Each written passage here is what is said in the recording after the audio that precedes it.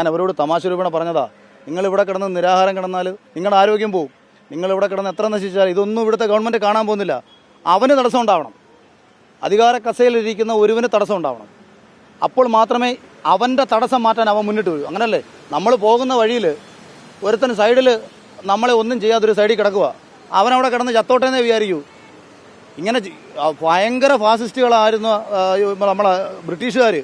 ഗാന്ധി സമരം ചെയ്യാൻ വേണ്ടി ട്രെയിനിൻ്റെ ഫ്രണ്ടിൽ വന്ന് കിടന്നപ്പോഴത്തേക്ക് വണ്ടി നിർത്തിയിട്ടു. അവരാമാന്യത കാണിച്ചു. ഈ ഗവൺമെൻറ് അത് കാണിക്കത്തില്ല. ഇതുങ്ങൾ ഇപ്പം നാളെ മന്ത്രിമാരുടെ വാഹനത്തിൻ്റെ മുന്നിൽ ഇവർ പോയി കിടന്നാൽ പോലീസുകാരെ കൊണ്ട് അടുപ്പിക്കുകയോ വണ്ടി കയറ്റി ഇറക്കട്ടെ എന്ന് ചിന്തിച്ചു പോകും. ബ്രിട്ടൻ ഇത് ചെയ്തില്ല. ബ്രിട്ടൻ ചെയ്തിരുന്നുണ്ടെങ്കിൽ ആദ്യത്തെ സമരത്തിൽ ഗാന്ധി തീർന്നേനെ.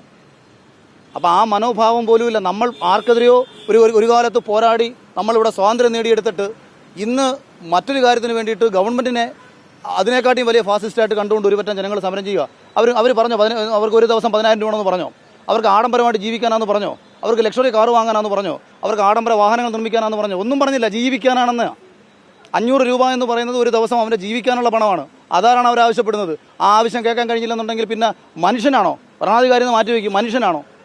നമ്മുടെ കൺമുന്നിൽ കാണുന്ന ഒരുവൻ്റെ വേദന കണ്ടിട്ട് നമുക്ക് വേദന തോന്നിയില്ല എന്നുണ്ടെങ്കിൽ, ഞാൻ പറഞ്ഞത് ഇവരുടെ ആ മുട്ടയടിച്ച അമ്മയുടെ അത് കണ്ടപ്പം എനിക്ക് തോന്നിയ വേദനയാണ് എന്നെ ഇവിടെ എത്തിച്ചത്.